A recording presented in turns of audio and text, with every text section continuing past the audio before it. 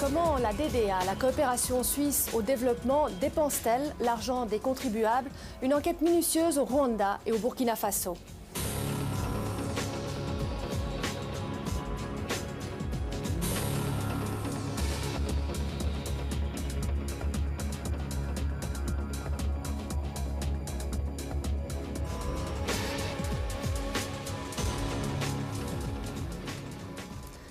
Bonsoir. Chaque année, la Suisse dépense entre 0,3 et 0,4% de son produit national brut pour la coopération au développement, ce qui, entre parenthèses, est plutôt moins que d'autres pays industrialisés. Comment la Confédération, par l'intermédiaire de la DDA, dépense-t-elle l'argent des contribuables et dans quelles conditions? Ce sont des questions que nous nous sommes posées après le drame vécu cette année par le Rwanda qui a été pendant longtemps l'enfant chéri de la coopération suisse au développement. Depuis 1963, la Suisse a en effet injecté au Rwanda quelques 300 millions de francs. Alors, fallait-il investir au Rwanda, un pays agité ces dernières années par des luttes ethniques? Cette aide a-t-elle été effectuée avec suffisamment de garanties et de discernement? Et surtout, les coopérants suisses expatriés au Rwanda pouvaient-ils ignorer ce qui se tramait? Pouvaient-ils ignorer que des massacres se préparaient? Pourtant présents, Gaspard Lamunière et Nicolas Vadimov ont mené une enquête minutieuse au Rwanda et au Burkina Faso auprès des coopérants suisses, avec en prime une nouvelle interrogation. La DDA n'est-elle pas en train de commettre au Burkina Faso les mêmes erreurs qu'au Rwanda? Apparemment, rien n'est moins sûr, vous allez le voir.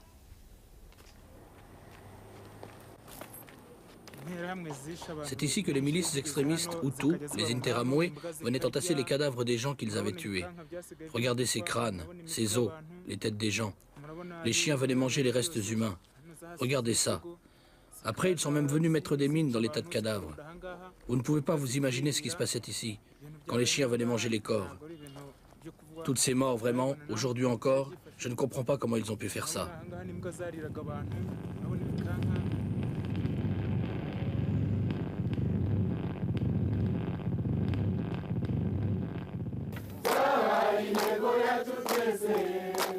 Ce pays qui a connu l'un des pires génocides de l'histoire, c'est le Rwanda. Un petit pays dont on ne parlait presque jamais. Il était calme, sage et discipliné, un peu comme la Suisse. Le président Juvenal Habyarimana avait réussi à en faire un pays modèle.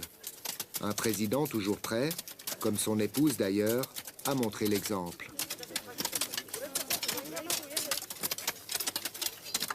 Il a dit, Saint-Exupéry, force-les de bâtir ensemble une tour et tu les changeras en frères.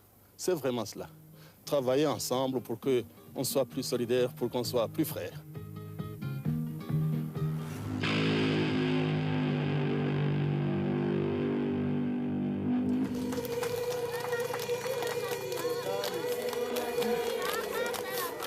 Entre le Rwanda et la Suisse, l'histoire d'amour a 30 ans. 30 ans que la Suisse remplit les coffres du pays. Ces dernières années, le montant annuel atteignait 15 à 20 millions de francs. C'est ce qu'on appelle la coopération au développement. La plupart des secteurs de la vie rwandaise sont touchés par des contributions suisses. Il y a bien sûr des projets agricoles, l'encadrement des administrations communales, mais il y a surtout le secteur bancaire. Bonjour, je vous apporte les clés de votre coffre. Merci de tout cœur, merci beaucoup. L'aide suisse veut aider le Rwanda à nous ressembler, à lui inculquer les clés de notre réussite. En cela, le Rwanda est bien l'enfant chéri de la coopération suisse.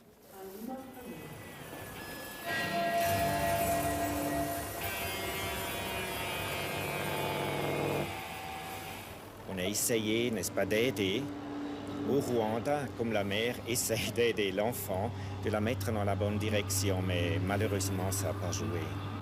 C'est très dommage, pour nous et surtout pas naturellement pour le Rwanda. Le 6 avril a été pour nous un choc, dans le sens que c'est bien sûr qu'on avait toujours dans nos scénarios envisagé également des scénarios un peu pessimistes, comme on dit en anglais, worst case scenario, mais nous n'y avons jamais cru vraiment. Nous avions beaucoup plus cru à ce que les forces de la raison l'emportent. Nous n'avons pas aménagé nos critiques, nos interventions, que ce soit seules ou que ce soit avec d'autres ambassades. Mais il est vrai qu'on aurait peut-être pu faire plus.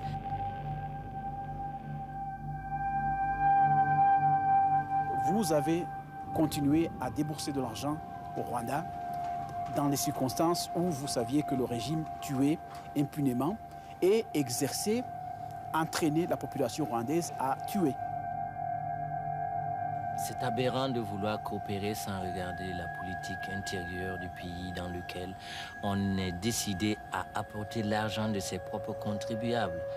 Ce n'est pas possible. Les peuples démocrates ont versé leur argent à des dictatures.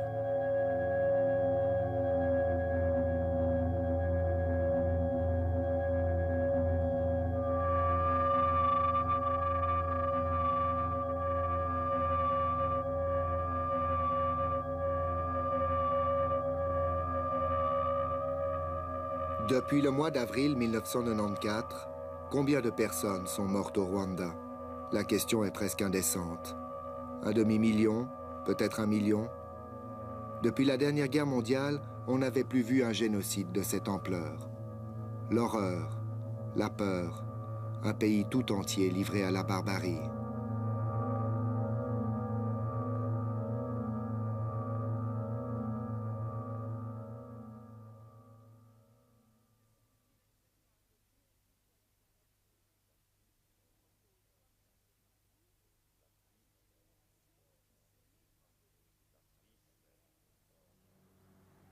La Suisse, si on veut parler peut-être avec un mot un peu fort, elle a quand même, en ce qui concerne le Rwanda, reçu peut-être une ou plusieurs gifles. C'est un mot dur. Chacun qui reçoit une gifle, il va se poser des questions. Pourquoi est-ce que j'ai reçu une gifle, n'est-ce pas? La Suisse a été attaquée, n'est-ce pas, d'avoir peut-être trop investi, n'est-ce pas, fait trop avec les projets, peut-être pas assez pris en considération le développement politique du pays. Automne 1994. Il ne reste pas grand-chose du pays modèle. Le Rwanda, une terre de moribonds qui contemple encore l'étendue du désastre. Automne 1994. C'est le moment choisi par la Suisse pour revenir sur la pointe des pieds au Rwanda. Peut-être qu'on peut présenter notre ambassadeur. Monsieur Erisman, c'est le responsable militaire. Ah, bonjour, monsieur. Bonjour. Cela fait 6 mois que les Suisses ont quitté le Rwanda. L'imposante délégation envoyée par Berne est chargée d'une mission. Elle doit dresser l'état des lieux des projets helvétiques qui ont tous été brusquement abandonnés quand le génocide a commencé. C'était systématiquement plié. C'était systématiquement. Il y a fait beaucoup de choses ici. Mais nous avons encore quelques pièces. Cette ancienne usine de briques est dans un état lamentable, comme la plupart des autres projets suisses d'ailleurs. Personne ne peut dire ce que sont devenus les ouvriers. Alors, la délégation se rabat sur un état des lieux. Une visite guidée où plane l'ombre des disparus.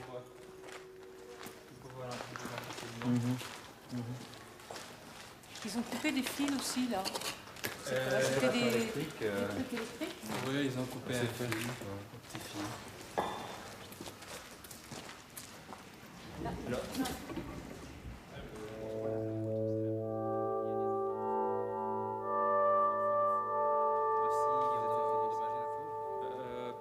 mais les Suisses ne sont pas là pour avoir des états d'âme. Leur mission se limite à établir l'étendue des dégâts. le redémarrer, on a déjà démarré. Je pense qu'à d'autres endroits, ils ont pillé simplement pour le plaisir de détruire. Oui, c'est ça, mais ça, c'est souvent aussi du vandalisme, plus que forcément du pillage. Comment ils ont pu y passer là-bas? Qu'est-ce que c'est? Du bureau, ils entreposaient les choses ici. Ça, c'est incroyable parce que dans le contexte maintenant, on est tout heureux, on se félicite quand on voit des gens vivants, quand on voit encore des machines qui pourraient fonctionner très rapidement. Mais bon, c'est un spectacle de désolation, mais apparemment aussi le bilan humain, selon le directeur technique, n'est pas très lourd. Il y a quelques disparitions, mais l'essentiel des cadres est vivant et je pense que c'est ça le principal. Il y a les cadres, mais il y a surtout les 650 employés rwandais qui travaillaient pour la Suisse. Alors que nos compatriotes ont été évacués dès le début des massacres, les employés rwandais sont restés. Parmi eux, de nombreux Tutsis, dont certains sont de véritables rescapés. Quand les massacres ont commencé, je suis allé me cacher dans la maison de Marie-France Renfer, de la coopération suisse. En tant que Tutsi, j'étais recherché par les extrémistes Hutus. Au bout de quelques jours, des miliciens et des soldats sont venus fouiller la maison. Ils cherchaient des Tutsis et pillaient les maisons. Ils ont fouillé partout et ils m'ont trouvé.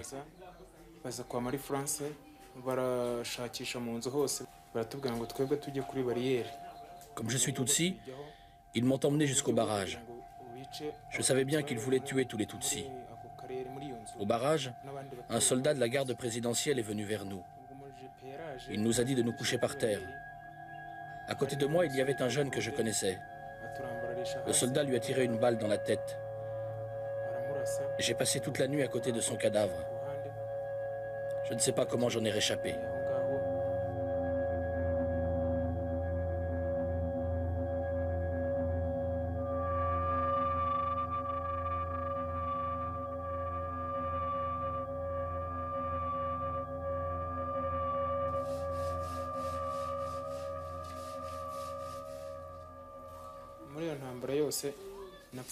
Depuis que les massacres sont finis, les Suisses sont revenus pour nous payer quelques mois de salaire. Mais ils nous ont aussi donné une lettre de licenciement parce que la coopération suisse a décidé de quitter le Rwanda.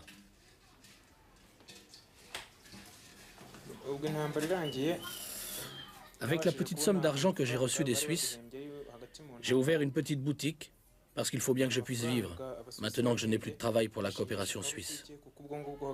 Je compte sur ça en attendant que les choses s'arrangent un peu. Ces petites marchandises que je vends, c'est tout ce qui me reste. La lettre de licenciement, c'est le cadeau d'adieu des Suisses à ceux qui ont traversé l'enfer. Une façon plutôt cavalière de remercier des employés dévoués dont la vie a basculé. Je suis arrivé seulement, ça fait 1 mois et demi. Oui, alors c'est là que j'ai appris qu'il y a papa et maman qui sont encore en vie, avec ma petite sœur et mon petit frère cadet de la famille. Et le reste, c'est vraiment, c'est-à-dire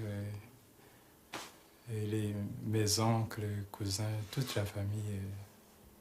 Je n'ai plus personne avec qui on a les mêmes relations familiales.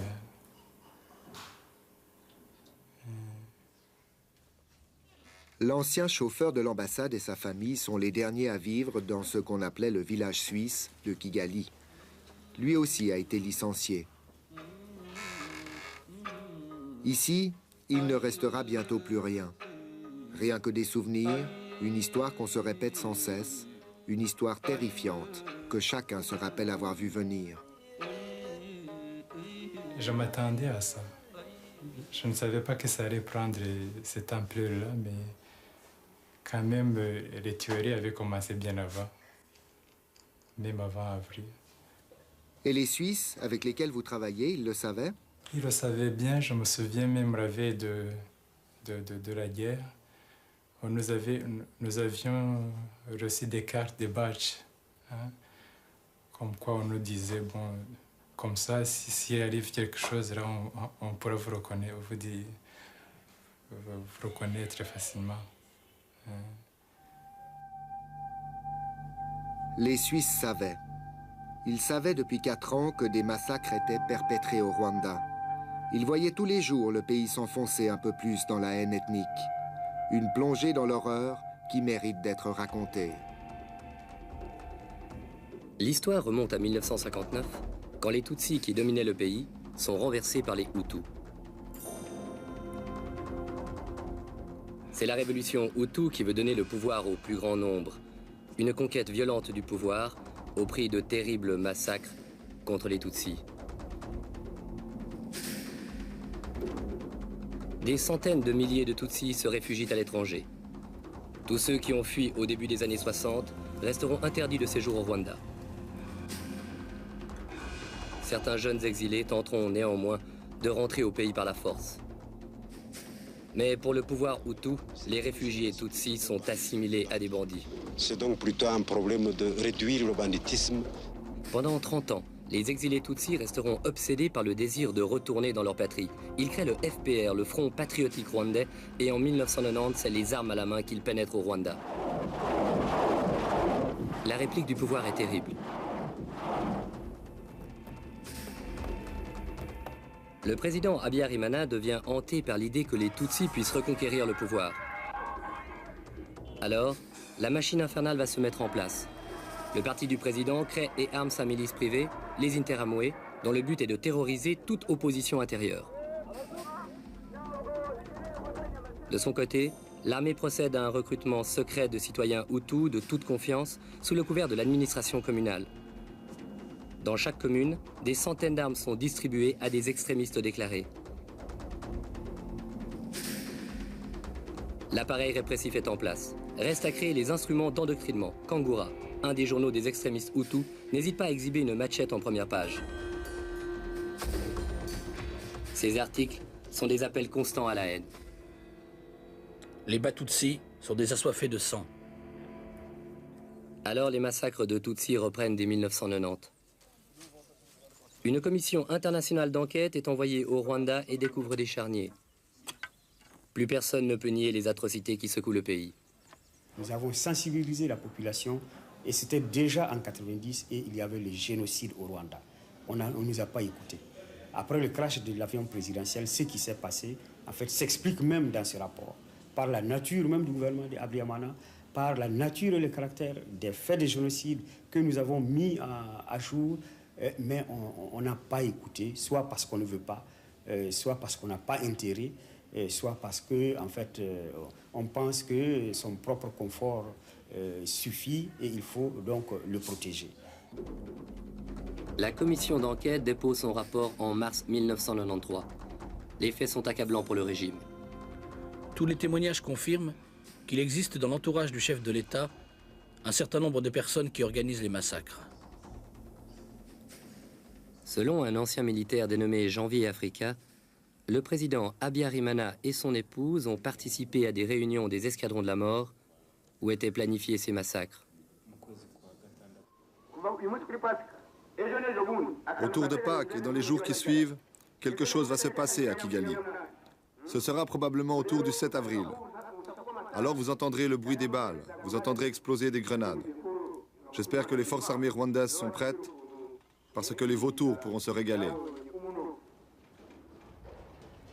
Le 6 avril 1994, le pays plonge dans l'horreur. Le président Habyarimana meurt dans un attentat. Les milices Hutus entrent en scène, l'extermination méthodique des Tutsis et des opposants commence. Et cela, tout cela se préparait depuis longtemps, au vu et au su de tout le monde, et donc aussi des coopérants suisses. Les reproches que nous avons à formuler à l'égard de la coopération suisse sont partagés avec toutes les coopérations, parce que ce que nous disons, c'est que les coopérations étrangères qui étaient établies au Rwanda n'ont pas manqué de savoir ce qui se préparait, et d'autant plus que le régime de Habyarimana a été caractérisé de tout temps par des tueries, et les exécutions sommaires, et les atteintes aux droits de l'homme ont été massifs tout au long du règne du président Habyarimana. Mais tout cela n'a pas échappé à une coopération attentive. Mais alors, la coopération suisse n'aurait-elle pas dû faire pression sur le régime? Il aurait pu, comme les autres bailleurs de fonds d'ailleurs. Je crois que les pressions n'ont pas été suffisantes pour plus de démocratie. Je crois qu'on n'a pas vraiment circonscrit le drame qui pouvait résulter de la formation des milices.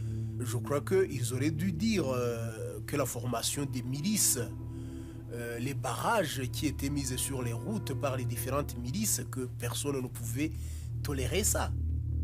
En fait, les Suisses ont sous-estimé la gravité des événements. Quand les milices contrôlaient l'identité ethnique des gens, ils n'ont pas bougé. Il a fallu que ces contrôles débouchent sur des milliers d'arrestations de Tutsis et d'opposants pour qu'enfin la Suisse réagisse. La Suisse s'est montrée, dès les arrestations, qui ont été extrêmement nombreuses au mois d'octobre et novembre et décembre, s'est montrée extrêmement préoccupée et a réagi avec une très grande vigueur. J'en veux pour preuve le renouvellement des accords de coopération. Ces accords de coopération arrivaient à échéance fin 90. Ils n'ont été renouvelés que pour une année et nous avons expliqué à la partie rwandaise pourquoi nous les renouvelions. Bon, je ne veux pas dire que nous avons été les meilleurs et les plus beaux, mais c'est quand même la seule coopération qui a pris une mesure aussi énergique. Notre pays a beau agiter quelques menaces, les millions de l'aide suisse continuent d'affluer au Rwanda. Les Belges, de leur côté, ont estimé nécessaire de rappeler leur ambassadeur. Une autre façon de dire publiquement sa désapprobation. Chaque fois que les pressions internationales se sont exercées de manière vraiment ouverte et de manière à se faire sentir, il y a eu un fléchissement de la part du régime. La vérité est que dans ce cas-là, bon, il y a eu des pressions qui se sont exercées, mais par des voies feutrées. Et bon, ce qu'on se dit entre quatre murs à un président qui ne veut pas écouter ou qui contourne, évidemment, n'a aucun sens. Une pression est vraiment efficace et réelle que dans la mesure où il s'exprime publiquement. Vu le poids de la coopération suisse, effectivement, la Suisse aurait pu exercer des pressions efficaces. Et puis, bon, je ne crois pas que le régime aurait été insensible à ces pressions. Quand les premiers massacres sont révélés en 1990, la Suisse en reste aux menaces feutrées. La coopération suisse ne veut pas trop ébruiter ce qui se passe au Rwanda. Elle continue à miser sur le régime Habyarimana et à croire en une issue pacifique au conflit. Il y a bien quelques notes diplomatiques, quelques menaces, mais c'est tout. Ce n'est qu'en 1993 que les pressions deviennent enfin un peu plus sérieuses. Il faut dire que cette fois, les accusations contre le Rwanda sont étayées par les premières images de charniers.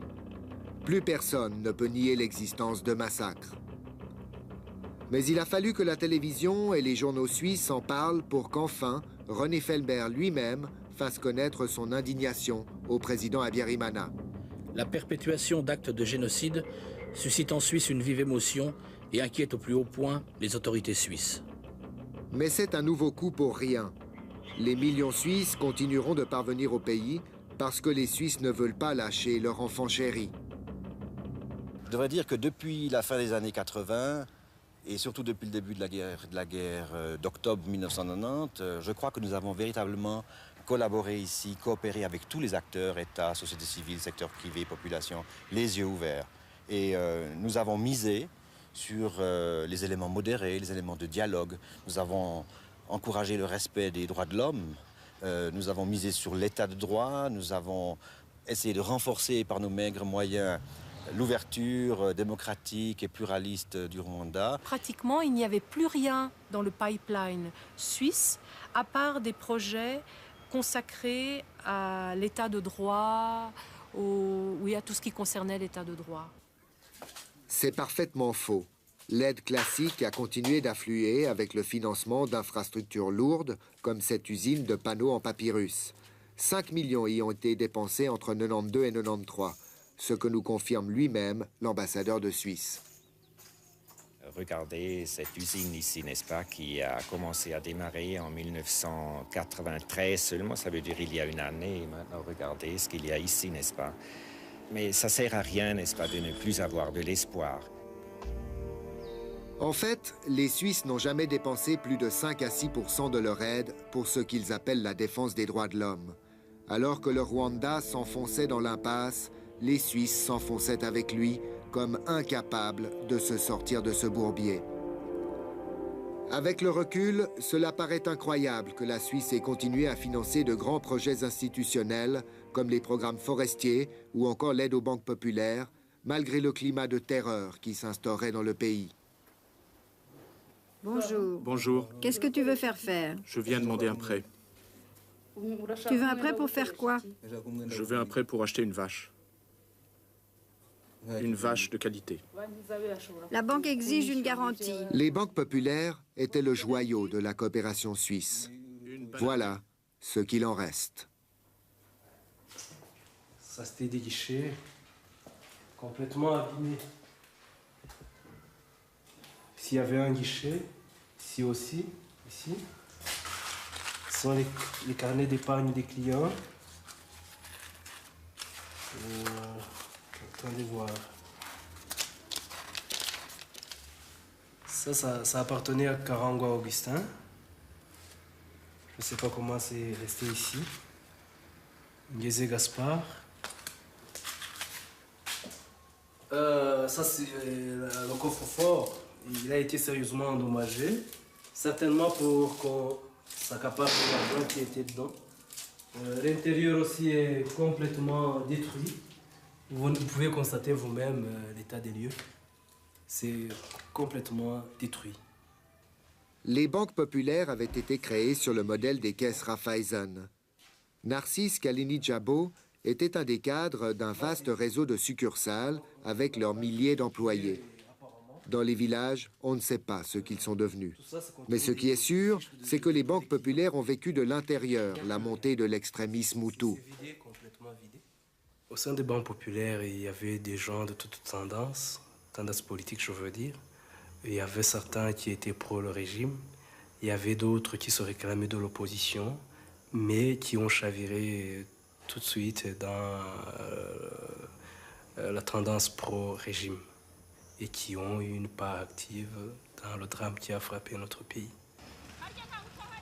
Au siège de la banque à Kigali, il ne reste plus que 50 employés sur 200. Dans ce qui reste de bureaux, une chape de silence pèse sur les atrocités qui ont été commises. Pourtant, tout le monde connaît les coupables. Tout le monde savait qui était extrémiste, qui faisait de la propagande, qui distillait la haine contre les Tutsis.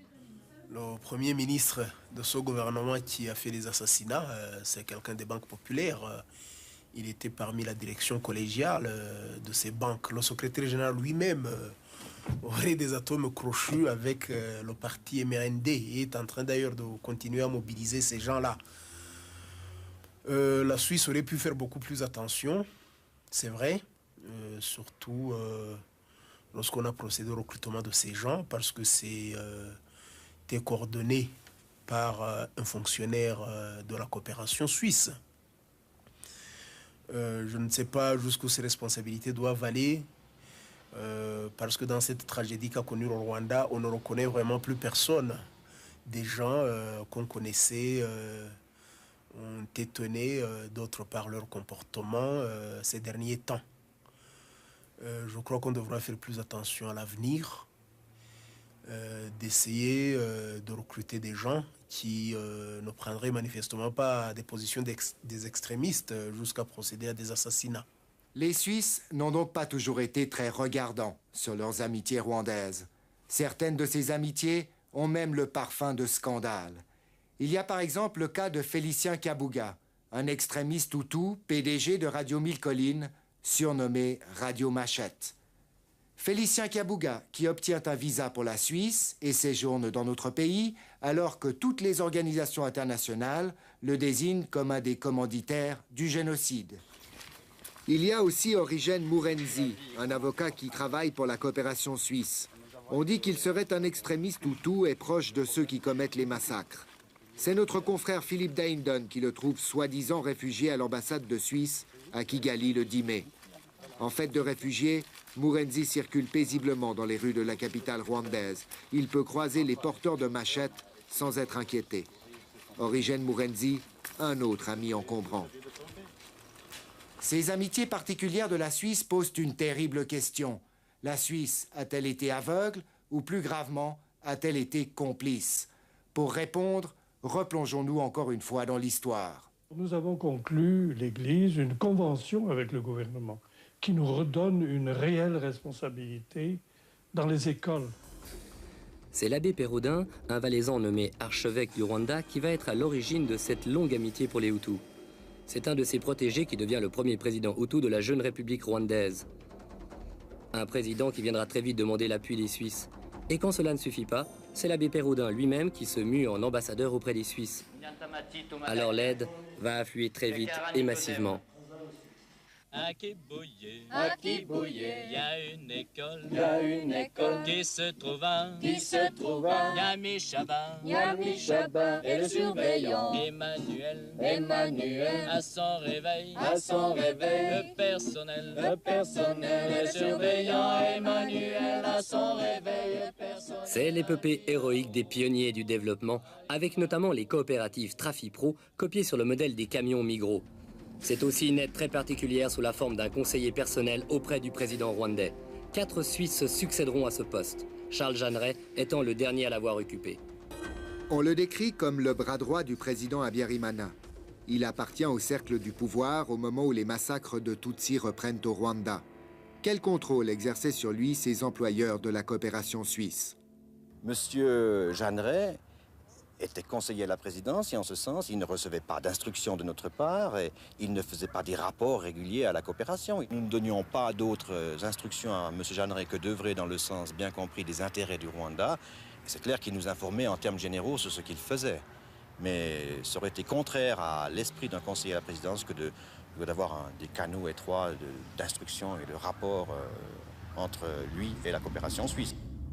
Fin 1991, alors que la presse fait régulièrement état de massacres au Rwanda, un journal suisse recueille une interview de Jeanneret. Je suis convaincu que c'est un bon président. Jeanneret ne dit pas un mot sur les massacres qui se déroulent dans le pays. Je reste malgré tout optimiste. J'apporte mon appui à un pays, à un peuple. Il est impossible que M. Jeanneret n'ait pas su, à moins que la coopération suisse n'ait choisi de fermer les yeux ou simplement de dire à M. Jeanneret de ne pas trop les embêter peut-être avec des détails lugubres des choses qui se connaissaient. Mais là aussi, je crois que c'est une question de conscience à l'égard de ce monsieur. Si j'avais été à sa place, très franchement, dans un pays comme celui-ci, bon, j'aurais tiré des conclusions, je serais parti et j'aurais exprimé comme ça ma réprobation. Voilà. Monsieur Jeanneret a quitté le pays à la fin de 92, à la suite d'une décision que nous avions prise au début des années 90. Encore vers la fin des années 90 et 91, on pensait que le gouvernement pourrait avoir besoin de conseils en matière économique pour redresser la situation. Et lorsqu'on a vu que c'était utopique et que le rôle de M. Jeanneret pouvait être mal compris, nous avons préféré le retirer. Charles Jeanneret n'est pas pressé de quitter le Rwanda. Malgré les massacres qui durent depuis 1990, ce n'est que le 3 février 1993 qu'il part définitivement de Kigali. Il nous l'a confirmé par téléphone. C'est d'ailleurs tout ce qu'il accepte de dire publiquement aujourd'hui. Il veut attendre que la tempête médiatique se soit calmée pour s'exprimer sur les années qu'il a passées auprès du président Habyarimana. En attendant, il nous a fait parvenir par fax des articles qu'il estime plus objectifs sur le génocide rwandais. Des articles qui n'ont qu'un seul but, relativiser l'implication des Hutus dans le massacre des Tutsis. Il reste que Charles Jeanneret révèle des compromissions douteuses, un aveuglement coupable de la coopération suisse. Car si Jeanneret fait ses bagages, les autres coopérants suisses, eux, continuent leur projet jusqu'au déclenchement du génocide.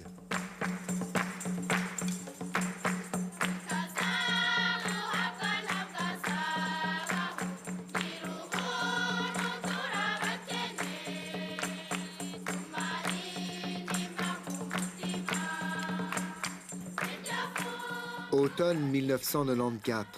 Les Rwandais pensent leur plaire.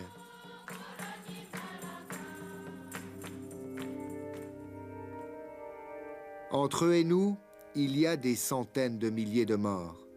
Nous oublierons vite ce génocide. Pas eux. Alors, pour tous ces morts, la coopération suisse doit accepter de se remettre en question. Je crois que c'était un service un peu à part, n'est-ce pas, qui a fait un très bon travail, mais qui a peut-être parfois pas assez pris en considération le volet politique. Certainement, les gens n'étaient pas stupides, n'est-ce pas? Et certainement, ils ont écrit le rapport. Certainement, ils ont vu les choses ici. Ils n'étaient certainement pas aveugles.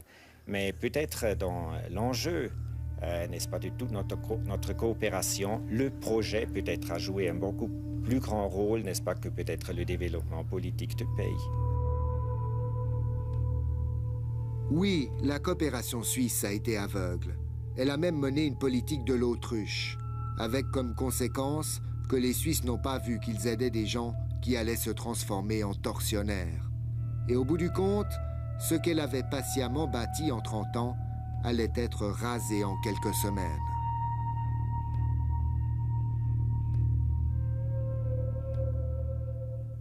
Tirant les enseignements du désastre rwandais. Fond chéri de la coopération suisse au développement. Depuis 1963, la Suisse a en effet injecté au Rwanda quelques 300 millions de francs. Alors, fallait-il investir au Rwanda, un pays agité ces dernières années par des luttes ethniques? Cette aide a-t-elle été effectuée avec suffisamment de garanties et de discernement? Et surtout, les coopérants suisses expatriés au Rwanda pouvaient-ils ignorer ce qui se tramait? Pouvaient-ils ignorer que des massacres se préparaient? Pourtant présents, Gaspard Lamunière et Nicolas Vadimov ont mené une enquête minutieuse au Rwanda et au Burkina Faso auprès des coopérants suisses, avec en prime une nouvelle interrogation. La DDA n'est-elle pas en train de commettre au Burkina Faso les mêmes erreurs qu'au Rwanda? Apparemment, rien n'est moins sûr, vous allez le voir.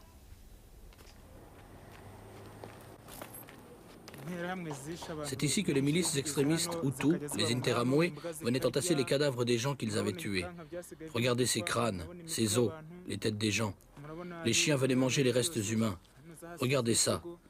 Après, ils sont même venus mettre des mines dans les tas de cadavres. Vous ne pouvez pas vous imaginer ce qui se passait ici, quand les chiens venaient manger les corps.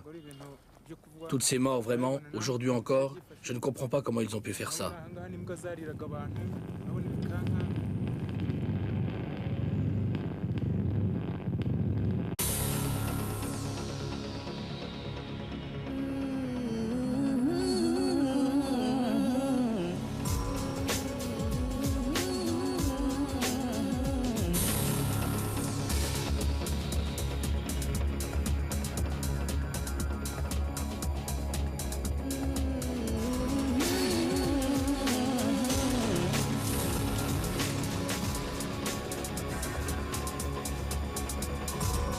Comment la DDA, la coopération suisse au développement, dépense-t-elle l'argent des contribuables? Une enquête minutieuse au Rwanda et au Burkina Faso.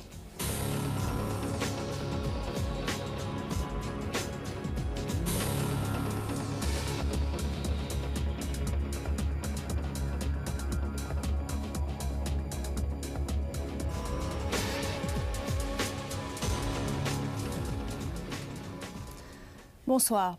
Chaque année, la Suisse dépense entre 0,3 et 0,4% de son produit national brut pour la coopération au développement, ce qui, entre parenthèses, est plutôt moins que d'autres pays industrialisés.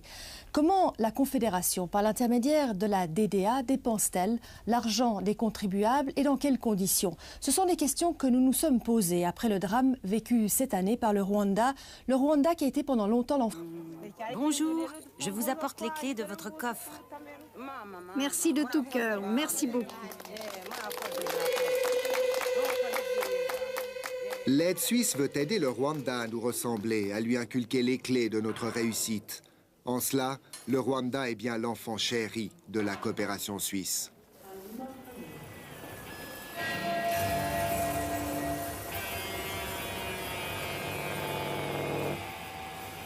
On a essayé, n'est-ce pas, d'aider au Rwanda, comme la mère essaie d'aider l'enfant, de la mettre dans la bonne direction, mais malheureusement, ça n'a pas joué.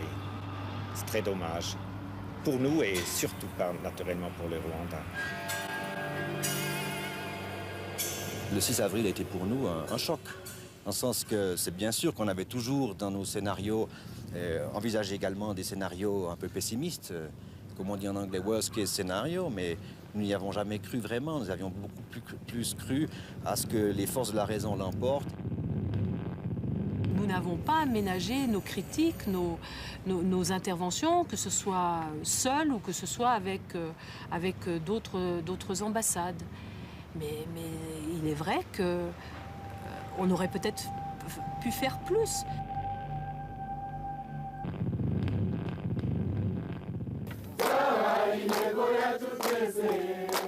Ce pays qui a connu l'un des pires génocides de l'histoire, c'est le Rwanda. Un petit pays dont on ne parlait presque jamais. Il était calme, sage et discipliné, un peu comme la Suisse. Le président Juvenal Habyarimana avait réussi à en faire un pays modèle. Un président toujours prêt, comme son épouse d'ailleurs, à montrer l'exemple.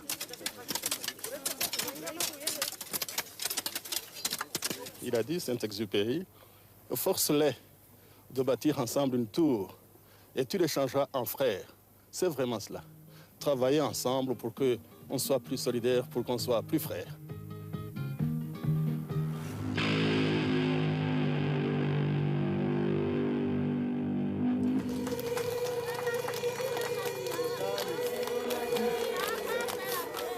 Entre le Rwanda et la Suisse, l'histoire d'amour a 30 ans. 30 ans que la Suisse remplit les coffres du pays. Ces dernières années, le montant annuel atteignait 15 à 20 millions de francs. C'est ce qu'on appelle la coopération au développement. La plupart des secteurs de la vie rwandaise sont touchés par des contributions suisses. Il y a bien sûr des projets agricoles, l'encadrement des administrations communales, mais il y a surtout le secteur bancaire. Vous avez continué à débourser de l'argent au Rwanda dans les circonstances où vous saviez que le régime tuait impunément et exerçait, entraînait la population rwandaise à tuer. C'est aberrant de vouloir coopérer sans regarder la politique intérieure du pays dans lequel on est décidé à apporter l'argent de ses propres contribuables. Ce n'est pas possible. Les peuples démocrates ont versé leur argent à des dictatures.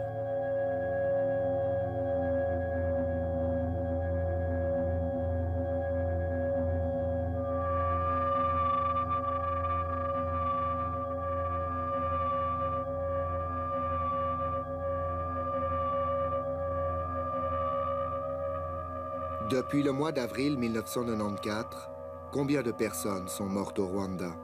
La question est presque indécente. Un demi-million, peut-être 1 million? Depuis la dernière guerre mondiale, on n'avait plus vu un génocide de cette ampleur. L'horreur, la peur, un pays tout entier livré à la barbarie.